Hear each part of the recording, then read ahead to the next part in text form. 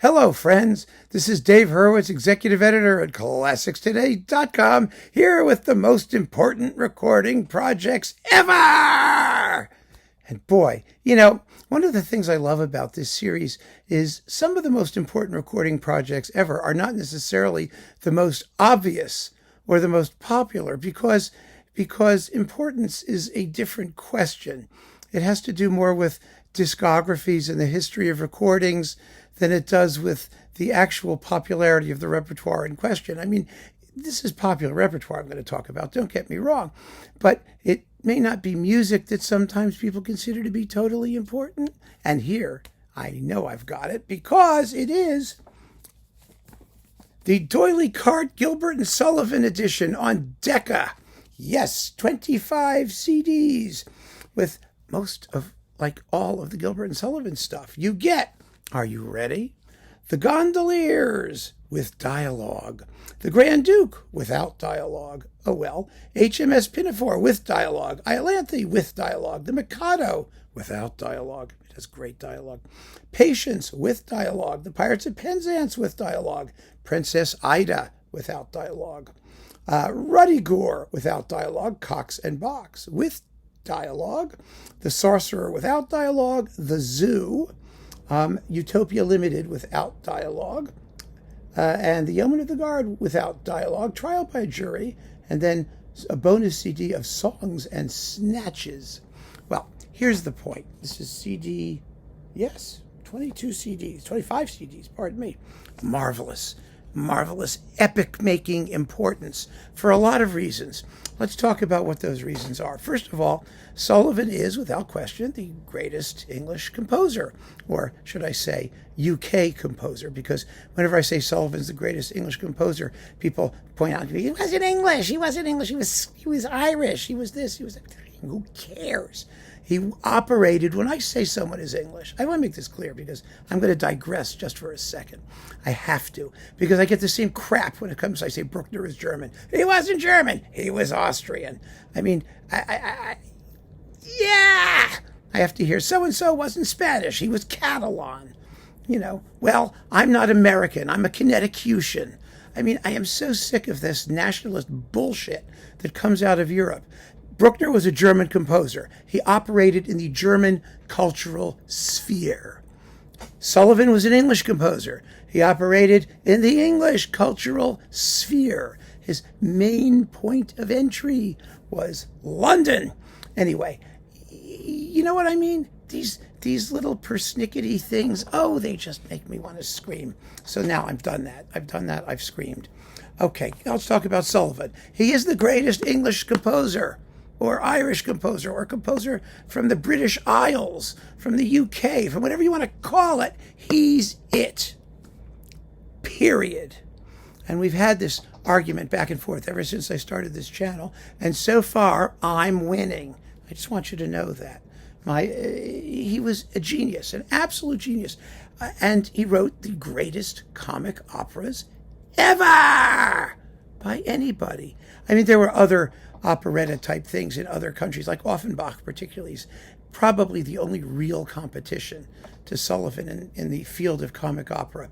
But they are amazing pieces, and Rossini, of course, but and Mozart, but Sullivan's comic operas are sui generis. They are the greatest works of their kind, and therefore important. And you can't say that kind is insignificant because they're comic or because they're light.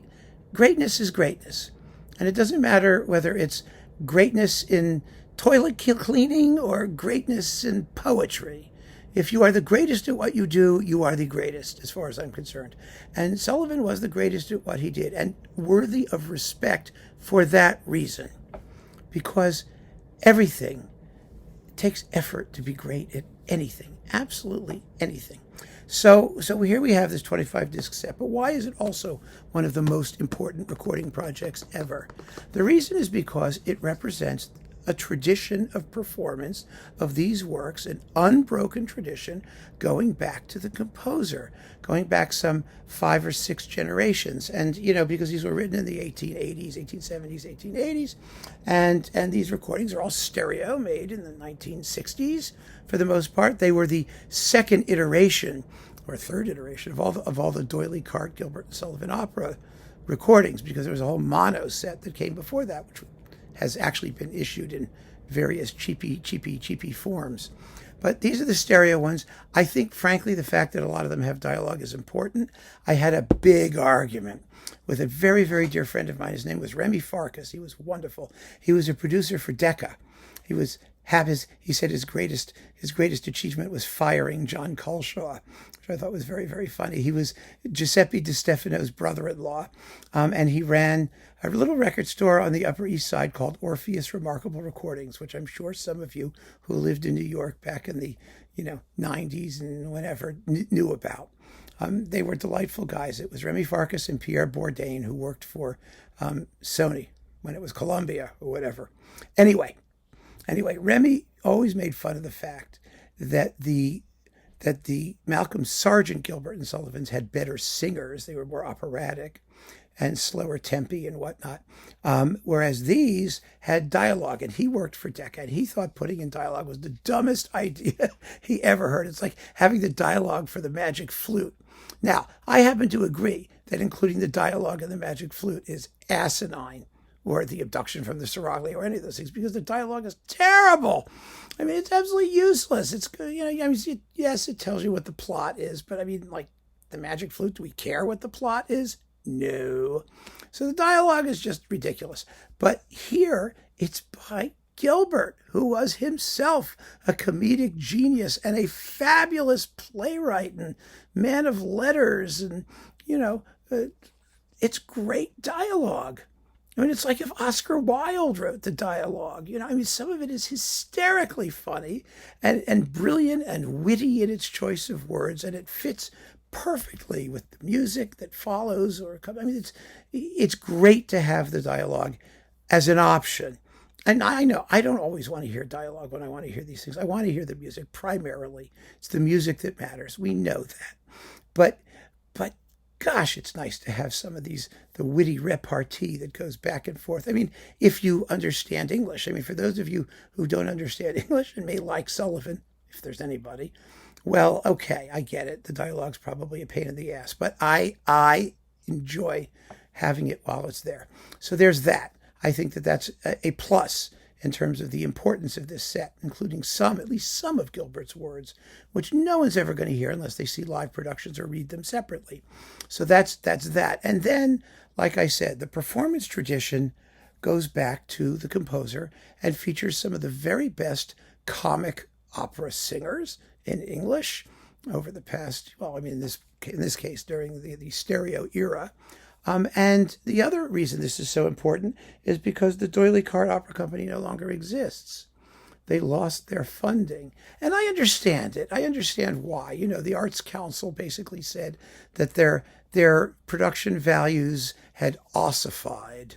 The arts have to constantly move, and you don't want to have these rigid, frigid museum type productions that never change. We had the same argument really with Wagner, right?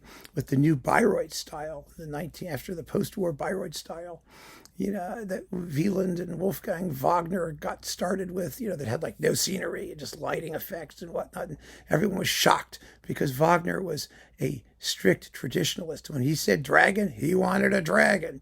And the productions were old and creaky at Bayreuth. They were the same ones over and over again that the master had sanctioned, and no one wanted to make any changes. I get all that. So I understand why that style of performing these pieces fell out of fashion. Nobody was going to go. Taxpayers do not have to subsidize hugely money-losing operations. They just don't. It's not fair to ask them to. But at the same time, it was a wonderful tradition, a glorious tradition, a brilliant tradition. And it's captured in these recordings. It's preserved in these recordings. And that is why this box, with these fabulous genius comic operas is one of the most important recording projects ever. It really is. So keep on listening, friends. Thank you so much for joining me. Take care.